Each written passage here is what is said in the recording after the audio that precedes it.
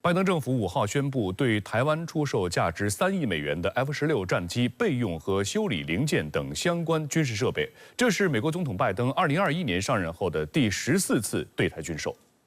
美国政府最新公布的这笔对台军售，包括 F-16战机标准以及非标准的备用和修理零件、组件、消耗品和配件，以及美国政府和承包商提供的工程、技术、物流及其他相关服务，预估成本分别约为2.2亿和8000万美元，总计3亿美元。美国国防安全合作局称，这笔军售是应台北经济文化代表处的请求而批准，以支持台湾推动军队现代化，维持可靠的防御能力，提高台湾应对当前以及未来威胁的能力。据悉，美国国防安全合作局已在当天通知国会，军售有望在1个月后正式生效。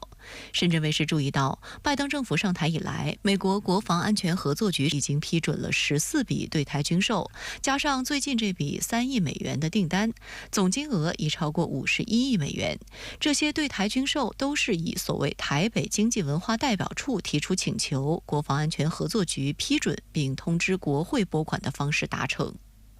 最新的这笔军售主要服务于更新以及维护台湾地区现有的 F-16战机。台湾地区拥有140架 F-16A/B 战机。2020年，台湾又以凤翔专案向美国加购66架全新的 F-16V。不过，这一笔订单要到2026年才会全部交付。去年8月，美国还公布了一份价值5亿美元的军售案，向台湾出售可用于 F-16战机的红外搜索与跟踪传感器。台外事以及防务部门则是第一时间对美方表达了所谓感谢。台防务部门新任负责人顾立雄6号在立法机构表示，台海和平稳定是全球安全与繁荣不可或缺的要素。台湾首要的是强化自我防卫能力，加入美国印太战略，形成有效嚇阻的一环。 这是顾立雄上任后首次前往立法机构进行业务报告并接受备询。公开资料显示，今年66岁的顾立雄曾担任台湾安全会议秘书长等职务。由于没有军事背景，他也被台媒称作又一名文人防务部门负责人。此前有岛内舆论发现，顾立雄是美国对台军售的重要幕后推手。顾立雄在蔡英文第2个任期期间开始担任台湾安全会议秘书长，期间美国对台军售多达20次，比蔡英文第1个任期多了整整4倍。 顾立雄是岛内顽固台独分子。一般来讲，台湾防务部门的负责人人选是由台湾防务部门内部擢升，但是呢，顾立雄的任命是一个典型的赖清德权力抑制的一个结果，所以各界高度关注他未来会实质做什么。 顾立雄在接任防务部门负责人后，就立刻遇上解放军联合利剑204A 围台演习。 被询时，顾立雄也被问及，面对当前紧张局势，是否像前任邱国正那样睡不着？失眠过吗？也会因为严峻的情势睡不着觉吗？我想我的睡眠品质很好。 我没有说我睡得好或不好。值得警惕的是，顾立雄在谈到第一机以及所谓自卫权的话题时，又给出了新说法。顾立雄宣称，台军没有所谓第一机，台军行使的是自卫权。他表示，解放军攻击台军在航基建设施，或攻击台湾本岛、外岛，或未经许可进入12海里，就可以下令台军行使自卫权，并依比例进行自卫反击。 今年3月，台时任防务部门负责人邱国正声称，以往认定大陆第一机是指开炮、开枪，但台军早已更改第一机界定，只要解放军实体航空器逾越界限，台军就视为第一机予以反制。不过，当时就有岛内舆论批评，这种行为增加了两岸误判的风险，对台湾造成严重后果。国防部也表示，大陆绝不会给台独势力留下任何空间。美国总统拜登已经抵达法国，开启任内新一轮访欧行程。不过，他人在欧洲，仍不忘与特朗普隔空互呛。值得一提的是，尽管拜登和特朗普此前都以所谓国家安全风险为由打压 TikTok， 但在紧迫的选情面前 ，TikTok 仍然成为两人争夺舆论、抢夺年轻人选票的新战场，尽显美式双标。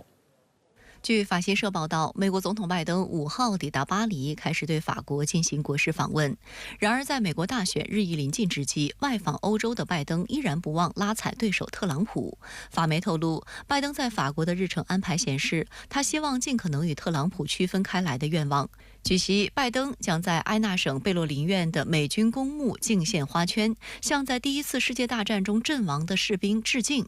而在2018年，时任美国总统特朗普曾放弃前往该地，给出的官方理由是天气不好。拜登在出访前接受美国《时代》杂志采访时宣称：“我与他的愿景截然不同，特朗普只想放弃这些联盟，并补充说，美国安全的主要原因就是我们的联盟。”拜登这段时间以来，他的这个对欧洲的访问，以及在俄乌冲突问题上的表态，其实就是想要挽回目前的颓势啊。那么越是临近大选，那么可能这个战场的形势就会在更大程度上影响美国的大选啊。那么所以拜登政府现在呢，显得有点焦虑。之所以出访欧洲还要惦记特朗普，是因为目前拜登民调告急。易普索民意调查显示，美国前总统特朗普因封口费案被定罪后，寻求连任的美国总统拜登在11月总统选举调查中，仅以2个百分点的微弱优势领先共和党挑战者特朗普。现在距离美国总统选举还有5个月，拜登领先2个百分点的调查结果属于误差范围，大部分参与调查者仍保持观望态度。反观特朗普，封口费案被定罪，引发了特朗普部分支持者的同情心理。特朗普筹款网站一度被挤崩。特朗普竞选团队称，判决宣布后的1天内便筹集了5300万美元。共和党的超级富豪们纷纷捐款支持他。以色列裔美国赌业大亨米利亚姆·阿德尔森预计将在本周宣布向特朗普的竞选活动提供数百万美元的资助。Ken Vogel also does this for a living. He says in 2 decades covering campaign money, I've never seen anything like this. The Trump campaign says it raised the $34 million in the less than one day since the verdict comes out, with 29.7% of donors being at the WinRed platform. 此前被美国政府勒令不卖就禁的短视频应用程序 TikTok 近期成为拜登和特朗普争夺舆论的新战场。当地时间6月1日晚间，特朗普开设了 TikTok 认证账号，并发布了第一段时长13秒的视频内容。开号不到4个小时，特朗普的粉丝数就突破40万，而在短短4天后，特朗普的粉丝量就激增到560万，首则视频也获590万点赞，6300万次观看量，足足是拜登首则视频观看量的6倍。早在今年2月就设立账号的拜登竞选团队，账号虽然已发布数百则视频，但只有36.1万粉丝和最高470万点赞。President is now on TikTok. It's my honor. Right?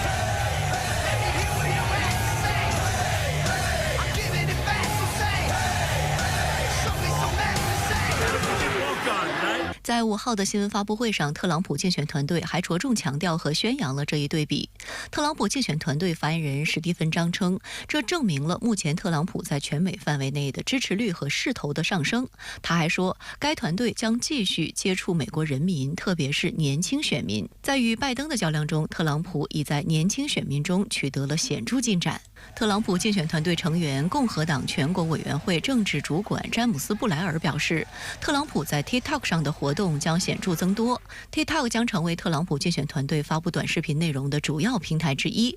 对于特朗普的拉踩行为，拜登竞选团队表示，他们将继续加强在社交媒体平台上的影响力。值得一提的是，特朗普在执政时期也曾屡次试图封禁 TikTok， 但并未成功。近期拜登政府对 TikTok 发难后，特朗普反而一改之前的态度，表示反对封杀 TikTok， 称禁令将会激怒美国的年轻人，并且便宜了 Facebook。 美媒指出，特朗普加入 TikTok 的举动与其过去的立场相距甚远。有评论指出，拜登和特朗普先后加入 TikTok， 表明尽管美国政客以国家安全风险为由对 TikTok 喊打喊杀，但为了争取年轻选民支持，说一套做一套，尽显美式双标。